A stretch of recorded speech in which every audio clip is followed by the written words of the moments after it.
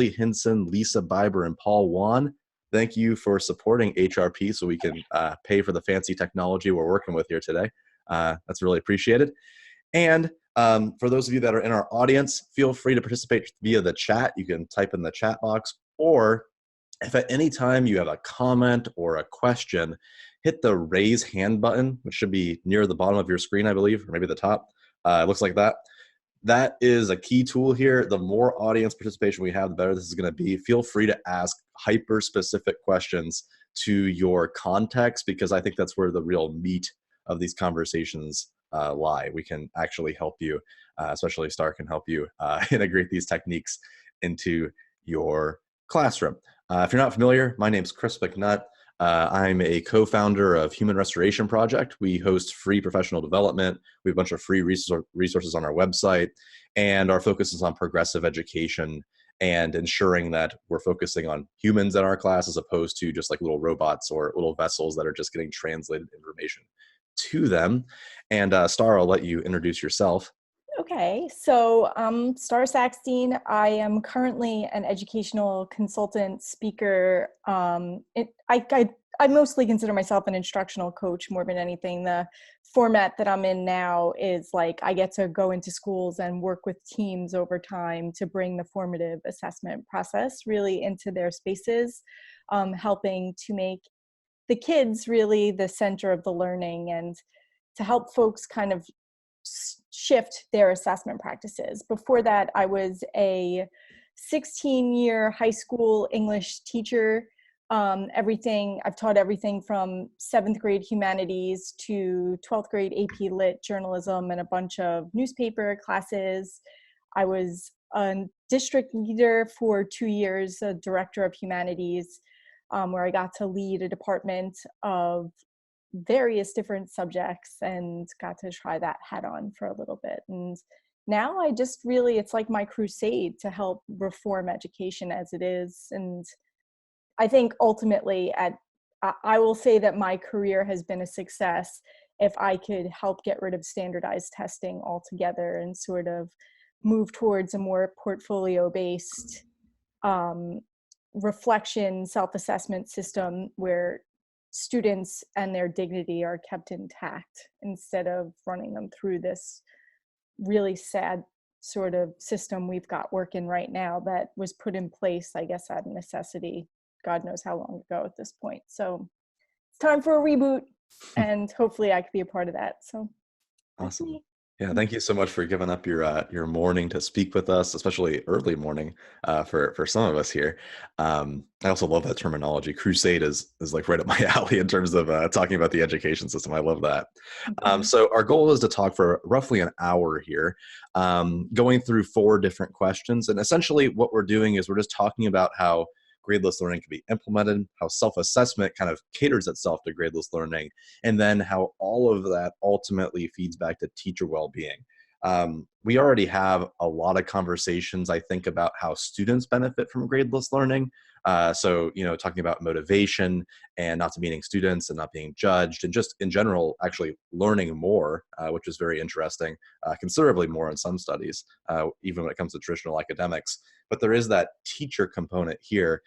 So again, feel free to happily engage in chat here, folks, or raise your hand if you want to participate. But let's just jump right into the questions here with Starr. So let's just start off with this first one, which is basically, you've been doing this for a while now, gradeless learning, talking about gradeless learning. You have a ton of resources and books. Could you talk about how gradeless learning then changes the teacher's role within the classroom? So, there's a bunch of different things in practice here, I think. For one, you're not going to grade everything that the kids do, and it thinks about learning on a spectrum instead. So you have this more progressive shifting, and student needs become the center of what you're doing. So even in the way you're planning your lessons, the way you're kind of making the space, all kind of goes around what kids know and can do. You want them to be setting the goals, you want them to be making the priorities, and then you're able to sort of adjust what's going on. And I know some traditional folks might kind of have in their head right away, well, what about the curriculum? There are state tests at the end of the year, there's stuff we have to get through. And what's amazing is you get through all of that stuff anyway. It's just maybe it's not the chronological approach that takes forever. If we think about things more thematically and we have things chunked in themes where kids are doing projects and they have some flexibility in what they're learning and when they're learning it, and we're just connecting everything they learn to whatever we're doing in that space. First of all, it's so much better for the teacher, because then we get to do the stuff we love most, actually work with kids one-on-one or in small groups on the specific things they need, instead of preparing lectures or PowerPoints or things like that. It's more of a workshop model. So you might have a mini lesson because you do have that content you need to teach, or you do have that skill that you know kids need to keep working on, but it's mostly a workshop. So kids are doing. You have your 5 or 6 minutes in the front, and then you're spending time individually while they're working, where you know you're either doing status of the class, kind of getting a gauge of where kids are, and then you're working with kids individually based on data you might have collected the day before, or you might find out while you're walking around that everybody has a misconception about what you're learning. So you could just kind of shut the class down for a second and say, all right, you know, after taking a brief overview of what's going on, I just want to do a quick 2-minute review of what's going on, address any concerns that I hear you guys talking about in your groups. And then it really just makes the learning space a little bit more dynamic, because you can't plan for every second. You kind of need to be versatile and ready to shift based on what the kids need. So for me, I don't have ADD, but I think that, you know, just I bore really easily. And when you're in a space where you're doing the same thing that you did last year at the exact same time that you did it last year, and there's only one right answer for every single thing that you're doing, that is really boring. And if you're going to be a teacher for any long period of time, unless you're willing to change things up, stuff's going to get real boring real fast. So I think it just gives us a chance to be more creative as well. Letting kids be a part of that whole process, letting them co-create the curriculum that we're teaching, and also letting them sort of dictate where we go and how we go. Yeah, speaking of which, I mean, I also teach in like a portfolio-based gradeless classroom, and part of the invigorating essence of that room is the fact that students often produce things that are very unexpected, and very creative and very cool, even when I think they're not going to, which sounds like really bad, but it's true. So sometimes students really surprise me, because like they won't be doing anything to my eyes for like a week, and then out of nowhere they produce a video game or like some crazy animation or something out of nowhere. And it's really like it feels so good to see students who traditionally struggle, because they're just given a lot of work time and it's not very traditional, that they can really thrive and showcase what they're capable of. And you alluded to this in your introduction, but could you talk a little bit more about what exactly a portfolio-based grading system looks like within the classroom? Okay, so when I was in the classroom, we had like a 4-step process. The collection part, where based any kind of product or portion of a product that students felt showed their learning could be collected. Some people I worked with actually used folders, like physical folders. I used a digital one once our school went to Google. It made good sense to just teach kids how to maintain the space, and then at the end develop the portfolio that they were going to share. The second part is then selection from the collection, because a portfolio isn't just everything I worked on all year. There actually has to be some level of thought about why they're putting something into their portfolio and how it shows their learning and what standards it shows, what they need to be cognizant of, why they're selecting what they are, and how it reflects what they're supposed to be learning, which is part number 3, reflection.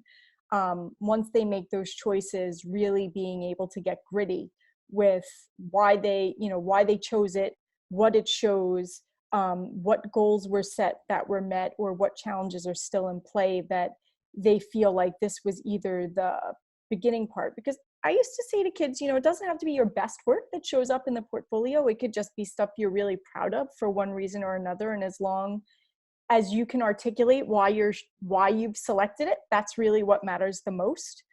And then the last part is connection. Not only what did I learn in this space, but how does it connect to learning that I'm doing in other spaces? And trying to get them to start doing that transfer piece. Because in a perfect world, you're in a school that does portfolio and it's not just in your class. So they can actually start to draw connections between their learning in math class and science class, in English and in social studies. And I mean, in a perfect world that isn't traditional, we actually have interdisciplinary learning going on, and maybe we don't have these concrete classes that are completely separated as they generally are right now. But maybe, you know, some kids are lucky enough to have workshop classes where these are already intermingling so that those ideas and connections are already happening. And then I think the best way to showcase learning then at that point is to have kids present on their final portfolio different parts of a year, maybe at the end of the year, and really have them speak to it. And if they don't like live in-person presentations, you could have them make a video, you can have them do a screencast, you could have them do a podcast. I've had students do it all.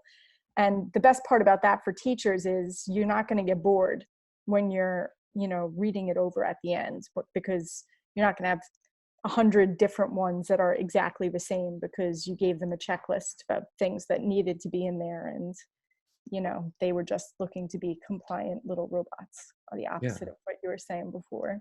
Yeah, and the techniques really do work. Although I will say something that I would love to hear your input on this is that we transitioned. I've always done portfolio systems in the past, but this year we actually do have our entire ninth grade as a portfolio system, so it is cross curricular. Mm-hmm. But the caveat is that students have also been very much trained to not think of learning in this manner. It has been a very compliance based, like, oh, I turn this in and the next day I get either 100% for doing it or a 0% for not doing it, or something relatively similar to that. And it takes, I mean, we just now have students, and it's been like 2 months, who are just now starting to really click it and get it, and it's working really well for them. How do you go about, like, basically I hate to use the word training, but just kind of aligning the students' school process to understand what portfolios are and really transition them to this new system? So I had the dual challenge. When I was in the classroom in that school, I was teaching mostly 11th and 12th graders. So these were kids who had gone through school already for so many years doing things a very different way than what I was asking them to do. So we had to sort of break their understanding first, and then kind of mend it, and really build in this conversation about, you know, what are grades, what is the purpose, all of this, why are we doing this? There was a lot of question of why, what do these things mean to us? So you kind of build it in right away. In that school that I was in, it was a portfolio school, so that was one of the few things they didn't need to sort of teach them about. They learn about it in 6th grade because we were 6 to 12. And so that part they always got. And it was just a question of reminder that, okay, we're doing this work. You're going to save all your work. I would teach them how to label their files, how to separate them.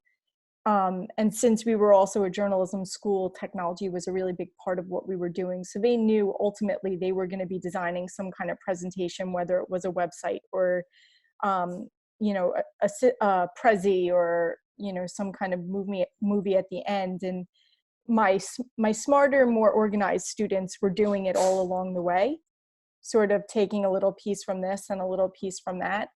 And in order to graduate at that school too, they needed to do an exit portfolio to be able to walk, where they actually presented in front of a panel of their peers, teachers, and outsiders. And they had to align their presentations to what they were going to be doing after school and how school kind of prepared them to do that. So that was an overarching philosophy of the school, even though grades were still present in most of the places. And when I moved to other spaces, it just became an expectation, like, all right, we're going to be doing all this work. You're going to be doing lots of revision. You're going to be spending time with these pieces. So you're not going to want to throw them away right away. You're going to want to put them in a folder somewhere, label them, keep the drafts. Don't just keep revising and revising, make copies so that you could see the progress. Because I think this is part of it as well, is making sure that students can see their own progress, not just us telling them, wow, you've grown so much. And if they could see the paragraph they started with in September and now they have a full essay by the beginning of October, and they could even see just in length and development where the changes have happened, that's a far more powerful experience for students to see their own progress than me just giving them a pat on the back and saying, you know, I've noticed great things. It's a lot more powerful if they could see it themselves. Yeah. Yeah. And it's a really scary thing too for a teacher and maybe for a student as well to jump into an alternative style of learning or a different style of assessment, because what you initially might get might not be very good because they're just not used to it. I think it's important that we just give it time to fester and give it time to really line up. That's a bell hooks thing, which is the idea of like a lot of progressive educators start progressive ideas and then they think that their class is going out of control because they're, you know, some of that authoritarianism has been lifted and they have a tendency to double down and go back to how things used to be, instead of really embracing it and see what happens over a really long period of time, like 30, 60, 90 days, or maybe even longer for some students. Well, I mean, I also kind of want to mention, like, when I was writing Hacking Assessment, I didn't come up with the systems that were in place in that book in one school year. It took me years to figure out how to do things. And every time I did it, the same way I was asking kids to think about their own learning experiences, I was saying, like, okay, I could trim time off in this area if I do this. If I create a system to make sure that when I'm doing conferences with kids during class, that cuts down on the transition time between when kids are coming up and when they're going down, like this more smoothly that could happen. It took me a long time to figure out, all right, so I'm going to send out a schedule ahead of class that time. And I'm also going to put their names on the board when I get into class that period so that they know who's coming before and after them. And then when they get up, they're going to cross their name off the board so the next person knows to come up without me having to say, okay, next. They just see it happening. And then it was, well, if students are absent, how can I make sure that I don't fall behind? I'm going to start using Boxer, and I'm going to start using other platforms that are going to help them interact with me in the time they're supposed to, even if they're not physically here. And all of that happened like through trial and error. And you have to be patient, like scientists or other field workers, to kind of understand that you're not going to find the right answer the first time you try. It's almost never going to be right the first time. It could be in the right direction, but you're not going to land on that like perfect answer the very first time you try things out with kids. It's going to be messy, and it's going to try your nerves because you're not going to be comfortable with how messy it is. And the kids, you got to invite the kids' feedback, and sometimes they're not going to be not as kind as you want them to be, at least. And you just got to like roll with it. You need to be as open to the feedback from them as you're expecting them to be with the feedback from you, so that there really is this understanding that this is a partnership to make this learning space really theirs, and to kind of share that together. So, I mean, anybody who hasn't done any of this yet, if you're in here hearing about this for the first time, be patient with yourself, be patient with the kids. This is likely going to be very new for everybody. So just, you know, it's going to fail sometimes. And that doesn't mean it's failed altogether. It just means whatever you tried today needs to be reflected on and improved.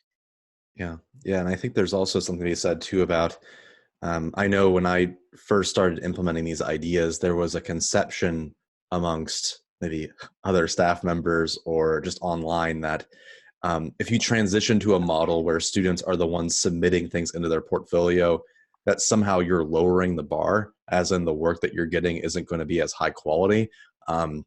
And I found, to be honest, that portfolio-based assessment makes things actually much more difficult. The stuff that you're going to get turned in likely is going to be way better because of the amount of time and because of the expectations of growth over time, as opposed to just being like, repeat what I tell you to do and then just do it. There's just so much more creativity. And as a result, I mean, creative work takes a lot of effort. It's very difficult to do. And you get some really good stuff.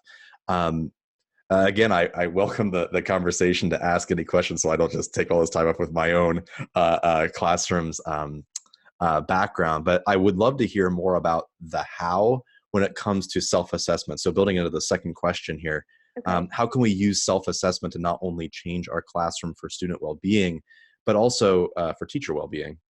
So self-assessment to me is the best way to really truly understand what a kid knows and can do. And you know what? It's not fair of us to expect that kids know how to do it automatically. It is something that needs to be taught. So I think it's really important, first of all, for teachers to model what that looks like, and then to actually teach them a process to do it so they understand the expectations. But so much of the times, particularly with secondary teachers, we only see what kids allow us to see, and there's a lot that goes on in their head that's not terribly visible. So if we're going to have a conversation about something and I really want to understand what kids know and can do, I want them to have an opportunity to fill in the gaps that an assignment I asked them to do might not have given them a chance to show. And this goes too for people who are still giving tests.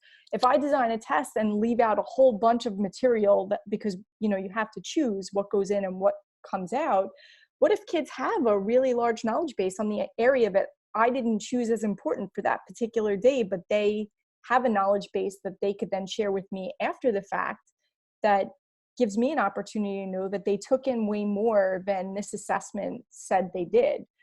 And Chris, you had mentioned just a second ago about how creativity is a harder situation.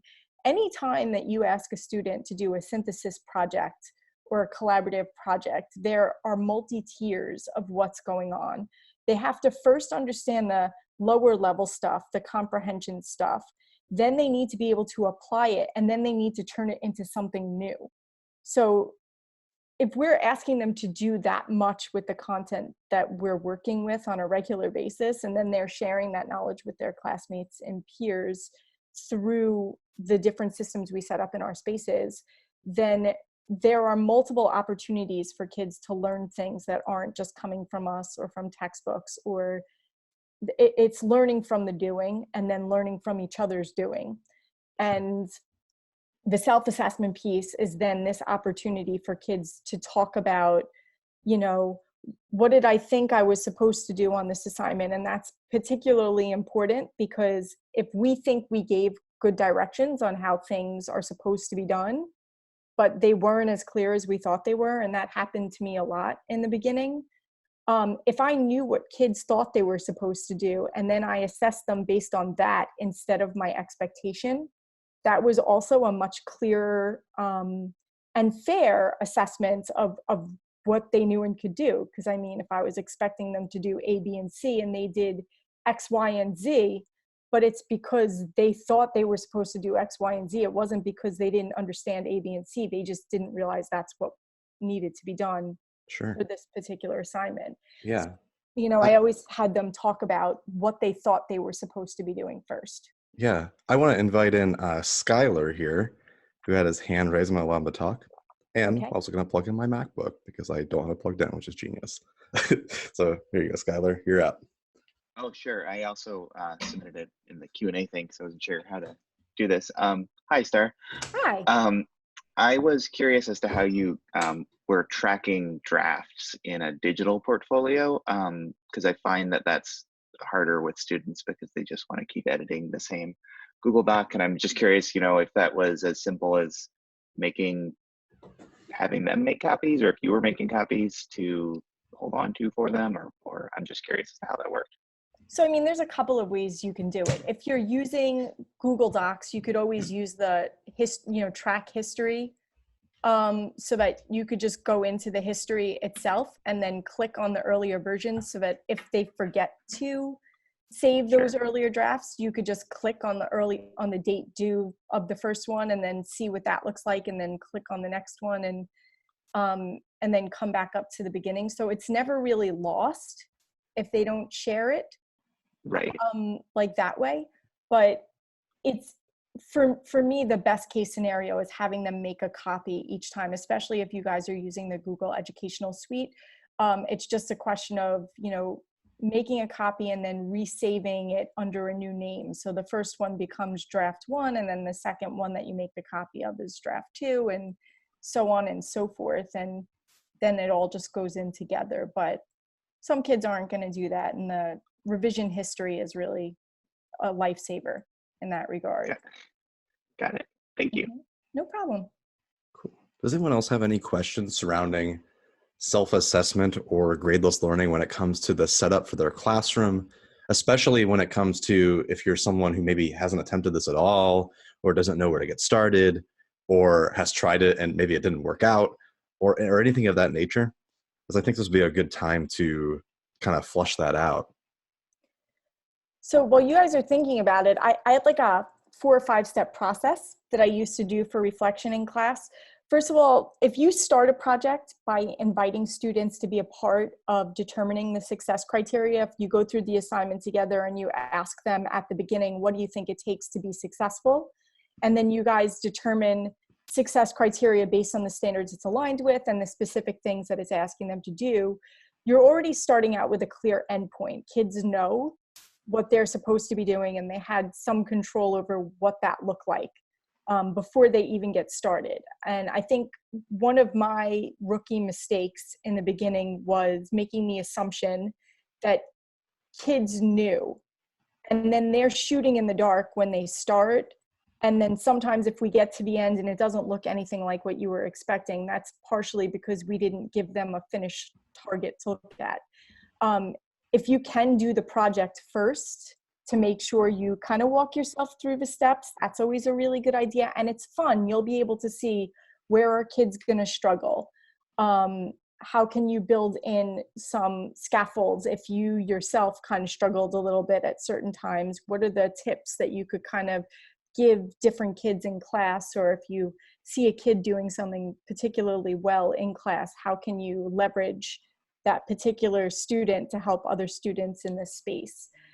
So that's the first step, making sure that the success criteria is really, really, really clear, and that when you're giving out an assignment, you're co-constructing a rubric right at the get. It's also good if you have older kids who can articulate their understanding. If you could say to them, what do you think you need from me to be successful on this assignment? So like, maybe there are gaps in learning where you'd need to do different mini lessons. And if kids could articulate that, maybe not in September, maybe not in October, but maybe starting in November and December, you'll have kids who could say, I don't know how to do that yet. That's something I need to learn. And then getting them to get comfortable with that. The next part is making sure on the reflection on the other end that they could talk to what they were supposed to do, that they could talk about their process for doing the projects. How did they go about doing it? What does the learning look like there? What did they struggle with? How did they overcome their struggles?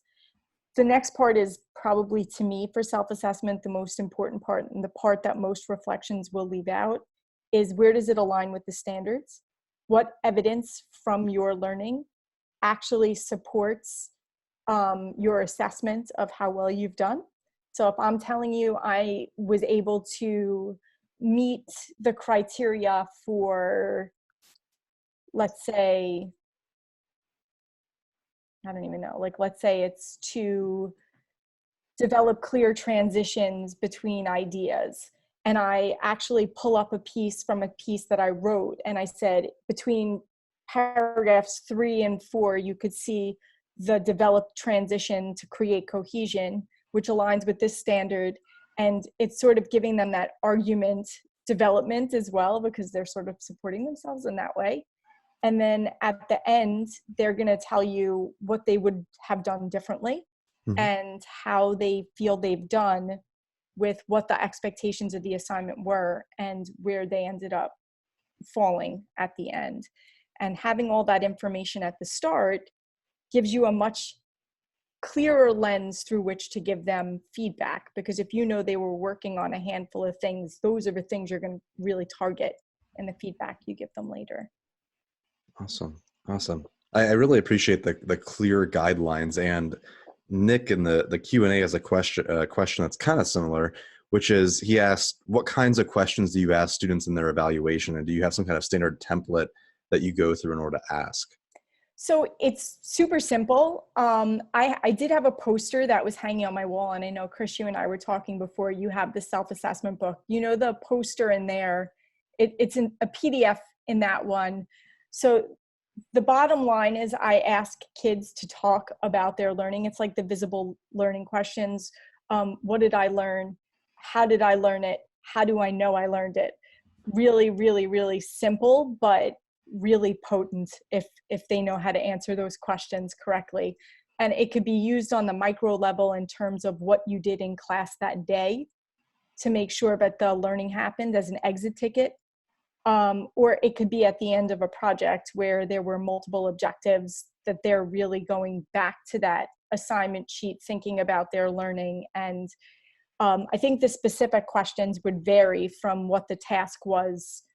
You know, if it was a writing task, if it was a speaking task, if it was a creation task of some kind where they were developing something with technology. So depending on the skills we were looking to assess, the questions would then align with those expectations so that everything kind of, you know, again, everything's really clear. You have your learning targets and you have your success criteria, and all the questions would then align with those two things. Yeah.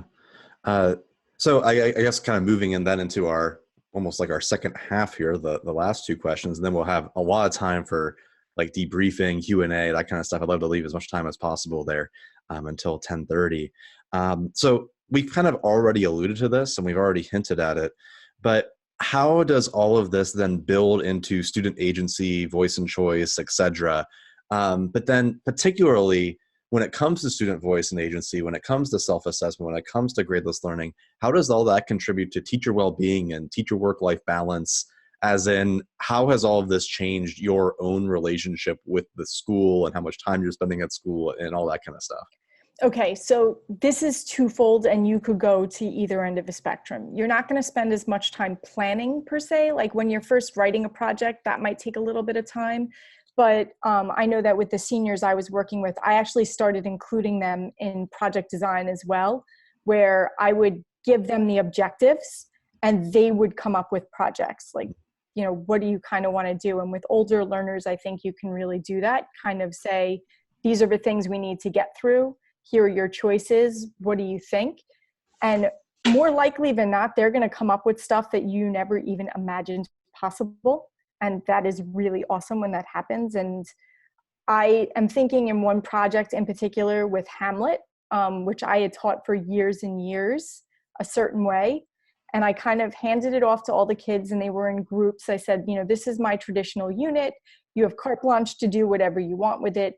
Come up what you think would be the best. And then as a class, we'll vote on the group that came up with the best idea. And then I'll work with that group to develop the actual project and what the success criteria will be and what it will look like. And what the students came up with is brilliant.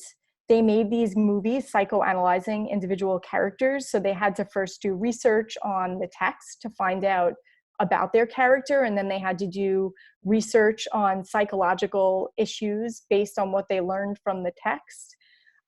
Like, for example, Gertrude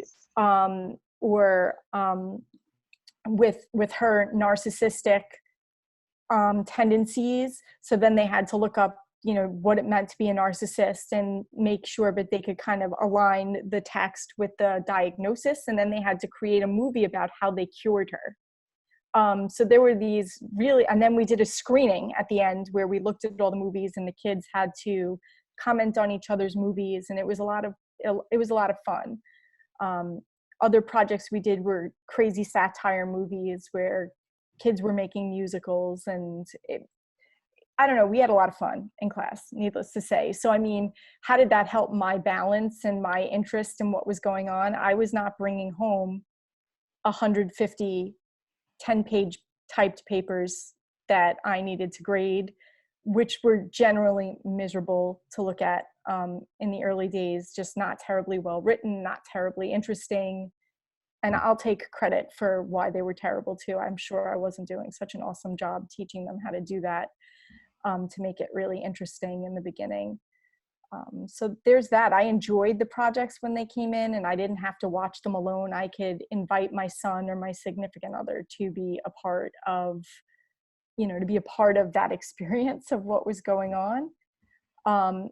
Also, in terms of work-life balance on the other side, technology could really be something that makes a balance more challenging than anything. I mean, you might not be planning as much, but my students knew at least 5 different ways to get in touch with me. If I didn't answer an email, I could get a direct message on Twitter, or they could reach me on Voxer, or they could text me, or they could do whatever, because my newspaper kids in particular had my cell phone number. If we were at deadline and something came up and they needed to get me immediately, they always kind of had my phone number too. So learning when to say, I'm not going to pick up the phone, or I'm not going to answer that email, or I'm not going to answer, I'm not going to go into this to give more feedback. That took me a little bit of time, because I felt like if kids were working into the night and they wanted feedback, I wanted to be as responsive as I could be without it being intrusive. Yeah. For me, it transitioned a lot of the work into being more front loading. As kind of you said there with projects, there's a lot of work at the beginning to make sure that everything's organized and that the project's a cool idea and that you have something to present to students, so that there's at least a starting point. So when you're co-authoring your work, it isn't just like, I have no idea what we're going to do, and it's just going to be whatever. Because I found that to be very overwhelming when we did it that way. So there's at least an idea going in. But then after that, for me, I find myself working a lot more one-on-one with students at school, which, I mean, it's a lot more work than what I was doing. It's a lot harder to work one-on-one with students and give a lot of feedback than it is to address all of them and go through like some kind of standardized curriculum with them. Because even though there's a lot of planning involved in that, there's not a lot of unique circumstances. It's just kind of like, we're doing this and that's what it's going to be 7-8 times in a row, as opposed to being, you're meeting with 40 kids and they all have different circumstances. They all have different things to do. So it really just shifts kind of where the work lies and how much there is. So building into our final question here, so we have some time for Q&A. Do you have any other ideas for boosting teacher well-being beyond just a portfolio system or beyond just planning a project? I think it's really important, like I was starting to say before, about having very clear boundaries and front loading those as well. Like an office hours kind of idea, whether you're giving kids a specific window of time you'll be available, even if it's not physical office hours at school. Like, I will be answering your questions if you reach out to me between 3 and 5, but after 5 is dinner time at home, and I am not going to be, like, just being very clear about your own parameters for helping kids. And obviously there'll be emergencies that might come up from time to time that you can address quickly. But I think it's really important that parents and students understand that you are not a 24-hour business open for servicing their individual child's, their children's needs all the time. And people, because I learned the hard way that when you do that, there becomes an expectation that you're going to do it all the time, and then it becomes exhausting, and then you don't want to do it at all. And so if you could be really clear on the front that these are my available times, when we're coming close to the end of a project, I might open up another window of time. These are the ways you can reach me, that I will reach back. We tried doing extra help on Twitter one year, where we had an hour with the class hashtag that we were using, where other kids could jump on and share resources and different people who may have seen it cycling through. Other teachers were really helpful too. I wasn't the only person who needed to be answering certain questions. So having a class hashtag so that kids could use each other as resources and building that into what's going on in class so that you're not the only resource.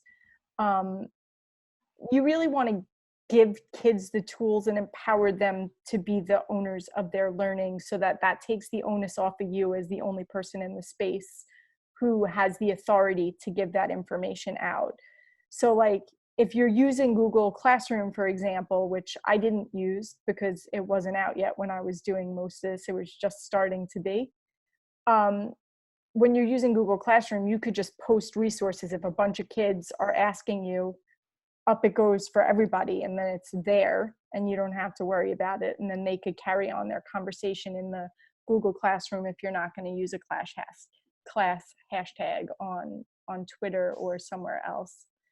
Yeah, yeah. I mean, there's a systemic component there as well, which is like thinking about how much homework is being assigned, if any at all, or how much we're expecting students to do outside the classroom. Because if we're not assigning homework and we're giving ample amounts of time at school to work on things, and we're not really expecting at least most of the time for students to be doing things at home, then it kind of lends itself to thinking, well, then there should be more boundaries between a student needing extra help after school. I'm not saying that teachers shouldn't help people after school at all. But if you're assigning a ton of homework every single day, of course, you're going to expect that there's going to be more students asking questions long into the night as they're working on your stuff. So the way that you're designing and developing your classroom's norms also are going to lend itself to how that communication unfolds and how it takes place. I would recommend not, like if you're going to be doing project-based learning as the main mode of what's going on in your space, additional homework is not going to be necessary. If they're really buying into the projects that you're doing, they're going to want to take it home and do work and work with their groups, because you only have a limited of time that you have during the class period. And I opened my classroom up for lunch times. Like kids were always in my classroom, either working on their blogs, working in groups if they couldn't meet at other times outside of school. Like I made my space available. I'm an early riser, so I would get to school early. They could come to school early, but in the afternoons, I knew I couldn't stick around because I had a young child I had to pick up. So it was sort of like knowing your schedule and then sort of finding ways to make it work for them. And then again, setting those boundaries in certain spaces. Training the kids to also help each other is a big part of it. That's another thing that we can't assume they know how to do. We actually need to teach them to do it. Yeah. Yeah, I'm with you. That takes a very long time. And I learned in my own practice, you have to be very explicit about the fact that you're trying to teach it as well.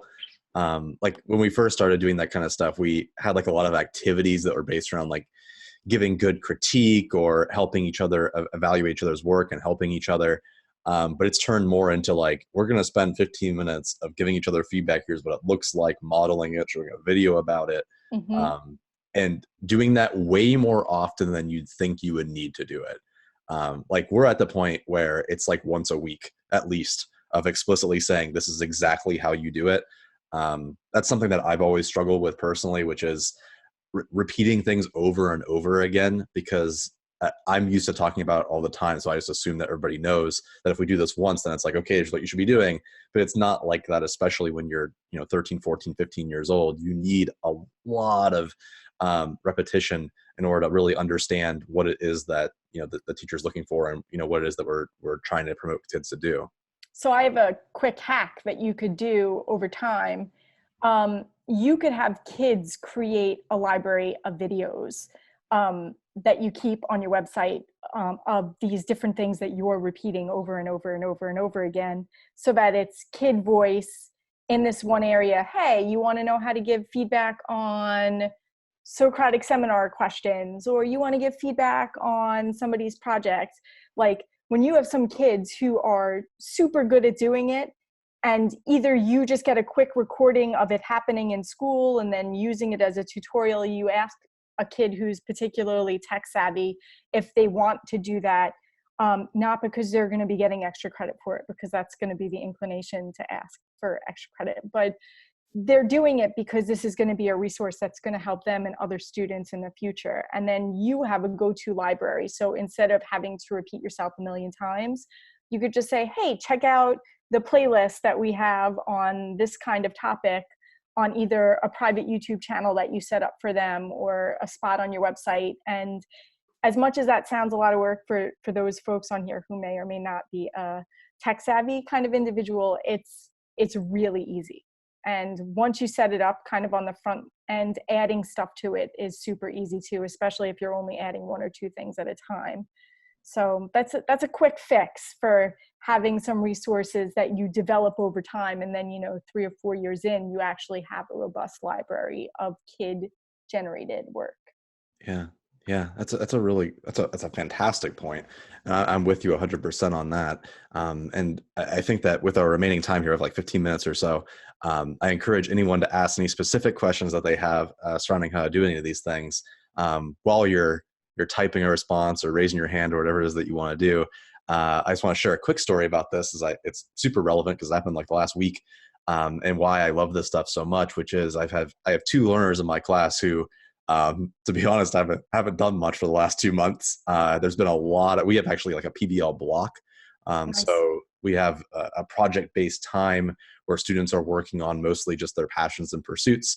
And these 2 learners, it's going to sound really bad, but really, I mean, when I say they haven't done anything in 2 months, I mean that quite literally. There really hasn't been much there. And as Kathy's kind of alluding to into the chat about that fear or the ego of the teacher, like there's that part of me that's just like, I just want to tell them, like, you're going to do this and here's what it is. And you're just going to repeat this because this is what I'm telling you to do. And this isn't appropriate for what you're doing right now. And it's just been a lot of conversations about, like, what do you want to do? Do you enjoy doing this kind of thing? Probably every other day for literally 60 days. And as of the last week, we finally figured out that these students really like to make video games. They really like playing video games. And we introduced them to a project that we actually did last year surrounding video games. It meets pretty much standards across the board. It's like writing, reading, research, all sorts of different kinds of things. And we gave them the software, and it's gotten to the point now where these students are working on this game so much that they were staying after school for an hour every single day and just like hyper focused on it. And these were students that were labeled by other teachers as being like low or being lazy or just like not good students. And it's amazing once we built that relationship and we made that connection, like how much is getting done and how quickly it's getting done, to the point where they're working on it so much that they're actually surpassing what some people have done over 2 months just because of how focused they are and they're using their time wisely. So again, I just want to reiterate the fact that it takes a lot of time. And you can't give up on it. I mean, it's taken some people in my room more than a year, like beyond my actual classroom, to get to that point. But I guarantee that there will be a result at some point because people intrinsically do want to learn. That just has to be restored to them. And it takes some others a lot of deprogramming time. I'm going to toss it over to Eric here, who is going to talk. Oh, Eric, you're using an older version of Zoom, so apparently you're going to be a panelist here. That's what it just told me. So Eric, you're a panelist now. Welcome. Hello, Eric. And you're here. There you go. Hello, Eric. Hey, how's it going, guys? Good. How are you? Good. So I'm an AP Lit teacher. I have 3 sections of AP Lit. And as much as I try not to focus on the AP exam, there is that multiple choice component of the AP exam. I know you said earlier you taught AP Lit and that you threw out tests. Do you have any suggestions or ideas for someone in my position who I'm trying to prepare kids for the AP exam?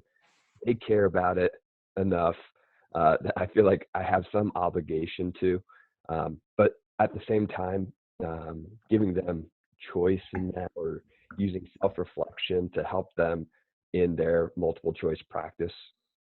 Okay, so I have a couple of suggestions. For one, don't use class time for it. Maybe do a lunch and learn where you have study groups come in and you do some timed targeted practice where maybe you do one reading excerpt and the 5 to 7 questions that come with it. and then just focus on that, and then really do a breakdown after you time it and you do it of what the questions are asking, what kind of answers they generally come up with, because there is a formula. So if they understand how the questions go, how they should dig through context, how they shouldn't skip certain things when they're reading, and working on those specific strategies. And let's say you do like maybe 1 lunch and learn or 2 lunch and learns a month up until like February. And then come February, when you're getting closer to the exam in May, maybe you start offering 1 weekly, and then maybe the week before every single day. And then kids who want to come every day can, and kids who don't have to. And you can also set it up where you're asking them to write questions for each other based on the same text, so that they're going to understand the structure of the questions, and they also become better question askers of themselves. Personally, I think, and I'm sorry if I offend anyone in here, I think it's a shitty test. And most of the time, as somebody with a degree in English, I never once took a multiple choice test on any kind of literature in my entire degree, and my master's degree or my other, the multiple choice test is just a really crappy way to assess literature understanding. So College Board folks, if you're listening out there, maybe it's time to, I petitioned them for 2 years to accept my students' research papers as a legitimate alternative to their crappy test. But I was like, we'll pay for it. We'll pay for readers. You'll get your $90. Don't even worry about it. But, you know, they have a way, and it's a standardized way, but it's crappy. It's real crappy. And I didn't want to waste class time making kids feel horrible about themselves because they couldn't answer those questions. So like the writing, my kids were always hyper prepared for the writing because we did so much writing in class. Right. But those questions, like I said, just short timed lunch and learn situations where they understand the questions, how they could tackle what's actually being asked, giving them strategies for going back to the text with highlighters, making sure they understand the trick parts of what's going on in there, and then asking them to write their own the same way so that they've really dissected it in a way that's going to make them feel really confident when they're in there. Thank you. You're welcome. That's a really good point as well, is that what's really interesting to note is that, I mean, there's a reason why upper middle class to wealthy students who go to like SAT camps or ACT camps, and out of nowhere they do amazingly well on tests, even though they might have not actually learned the information that's being tested.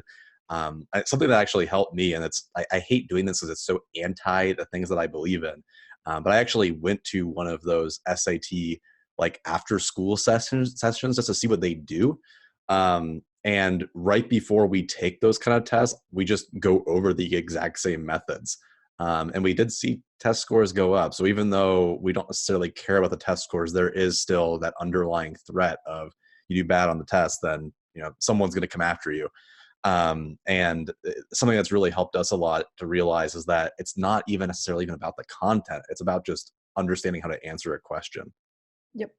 And for me, with those exams, like I'm like a writing nerd. Like I enjoyed these things in such a way that it's so upsetting to me that they get bastardized by these tests in a way that they take the most obscure excerpt, especially with the AP Lit exam. They take the most obscure excerpt from some 17th or 18th century British text that is already completely inaccessible to most people, even if they had the entire context. And then they ask these really hyper obscure questions that even really smart people who have studied literature for a long time could potentially get wrong. So I really struggle with the idea of having right and wrong answers when it pertains to literature. Because we want to go deeper than just content comprehension kind of questions. And if we're going to be going with inferential questions, then the kinds of answers that you could put into a multiple choice question, to me, are just limiting. Yeah. And that's not the way we want readers to read. We want them to be able to feel and understand a full spectrum of certain things when they behave as good readers. So again, College Board, rethink your process.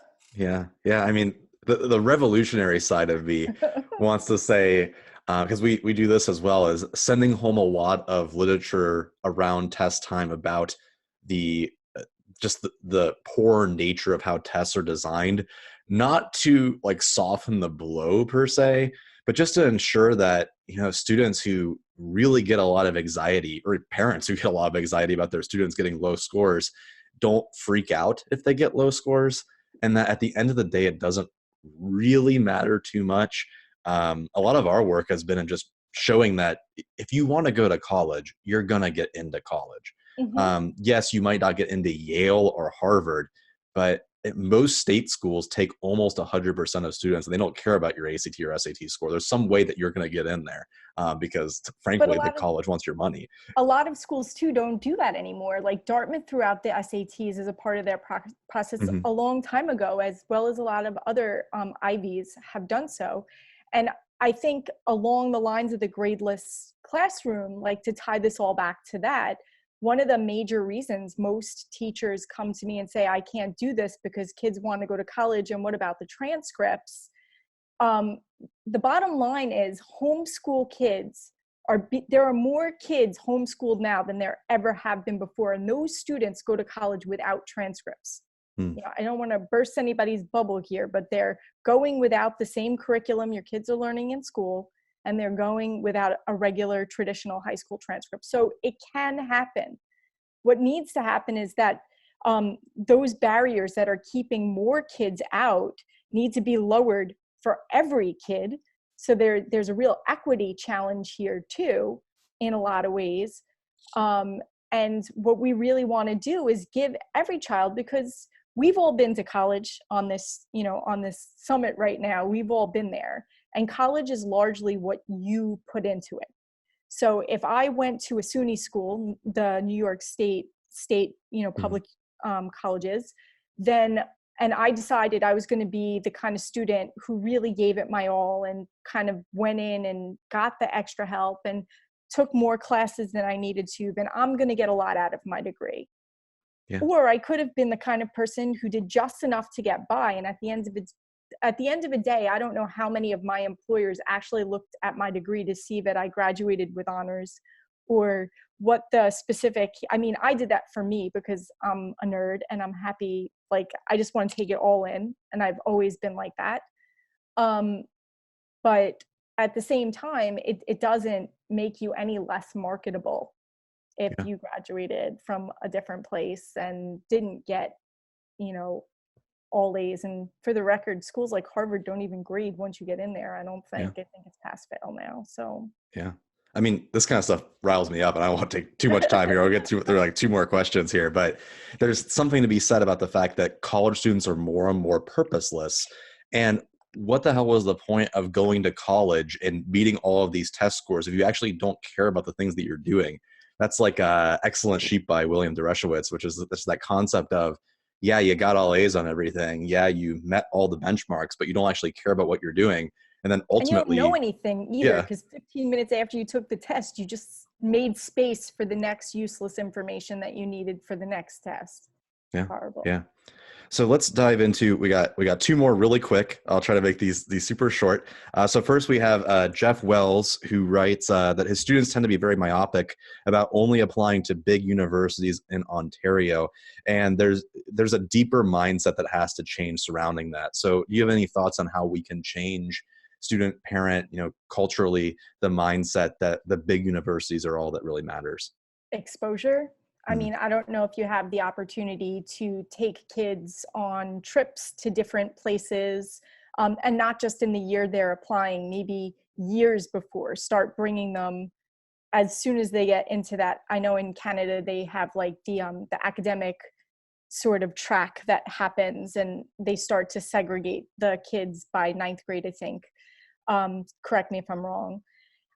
So, at that point, I would start exposing them, making it a point to bring them to symposiums on college campuses that they have, let them take college visits, talk to college students, visit with college advisors. If you can't get them to those other places bring guest speakers in from those colleges to talk about them and give presentations on it, so that they have the opportunity to have that exposure and a little bit more understanding about the differences and what the benefits might be to be in a smaller space and having that more individualized sort of attention than they'd get in one of those larger institutions. Yeah, and just the choice that's out there. Like, I wish I would have known then what I know now about schools, and that fact that there are all these schools pretty much everywhere that have really cool progressive settings that are just way more focused on things that you want to do as opposed to what they want to do. And typically that isn't the large state school. No offense to OSU, but my undergrad was really boring. I mean, all I ever did was just go to lectures and answer questions. But if I would have gone an hour west to like Antioch, anyone's familiar with Antioch, that's a hyper progressive school. But all they do is just go on trips and they talk about stuff, and they have everything's hands on. And it's all gradeless. Just how much different that experience would have been for roughly the same amount of money once you factor in the fact that private schools tend to give more scholarships, especially for those that have portfolios. A lot of progressive schools grade based on portfolios or assess based on portfolios. So lastly here, to wrap things up, one more thing, which is from Nick Covington. So Nick, you're on. Okay. Nick. Hey, how's it going, Starr? It's going great, thanks. Great. So I was just thinking about this earlier in the chat. We were talking about, we were talking about AP testing, and Eric brought up that question. I thought your response was great. And maybe it hasn't been a topic that has come up so far, but I've really seen it in my own gradeless practice. But how would you maybe characterize that issue of student anxiety, right? And kind of their anxiety about school, their anxiety about maybe AP testing and those kinds of things. Because I know I could speak to that on my end. I've talked to Chris about that too. But how would you characterize students' attitudes, and like what have you seen happen to anxiety in your classroom since you've made these changes? Thank you. So you know that when you're working with kids who are in that honors track, AP kids, you're dealing with the most anxious, and their grades matter so much to them. So for me in my school, I spent a lot of time breaking that expectation that an A is what defines them as a learner. It was more about their experience, more about that deep understanding. And I had a lot of super anxious kids. And to be honest with you, I have a son who's in 9th grade who is also very anxious and a high achiever. And he goes to a very traditional school. I'm not sure if you guys saw my most recent rant on Twitter over what is going on in my son's school, and me being a parent about, it's so hard for me to sit on my dissatisfaction of how they are educating my child that I can afford to send him to a private school that does it. I feel like progressive schools shouldn't only be private schools that cost $30,000 a year extra so that your kid could get exactly what they need. And my son's been anxious probably since the 4th grade. They start testing in New York in 3rd grade, so there's no small correlation there that his anxiety about learning happened a year after he started taking the tests. And there was such a huge push for him to be filling out packets, and he did well on all of them. He was rating 4s on all of them, but by 5th grade, we stopped making him take it because the amount of pushback we were getting at home was just miserable.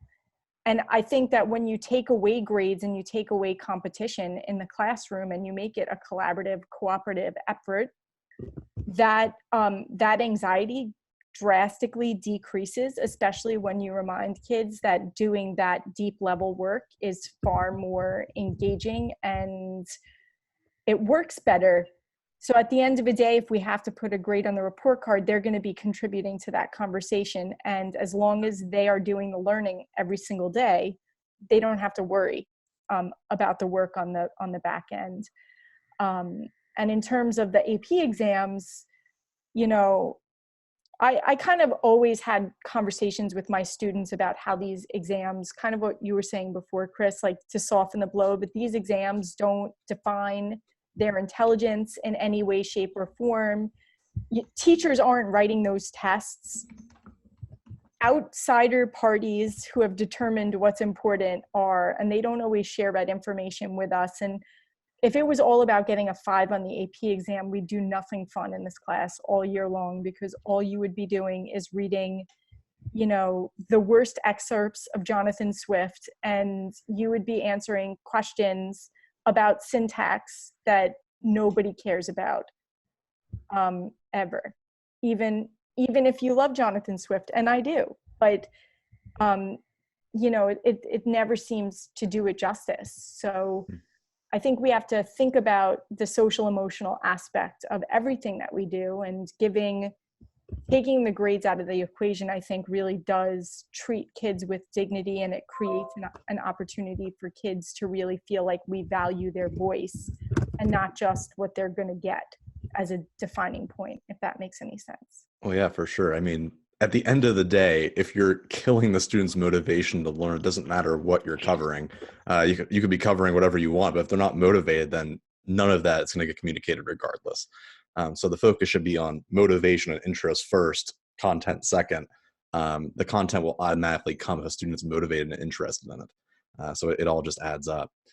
So, Starr, thank you again for joining us, giving up your time. I think this has been really beneficial. I've enjoyed the conversation. If anyone wants to send a message, HRP is always open to messages via Twitter or wherever you can find us on our website. And I think this has gone really well. A recording will be made available on our YouTube page here in a bit, as well as via our podcast, which links will go up across all of our different social media pages. And feel free to ask any follow-up questions as you see fit. So yeah, thanks again. Yeah, thanks. And if you guys ever have questions for me, or you're starting this crazy process and you haven't checked out Hacking Assessment, there's lots of free stuff on my blog. If you don't want to buy a book, that's totally cool too. And I'm always open, like if you ask me a question on Twitter, I'm pretty good about getting back to folks. So just reach out. Cool. Awesome, folks. Thanks again for joining us, and we'll talk again soon. Okay. Bye-bye.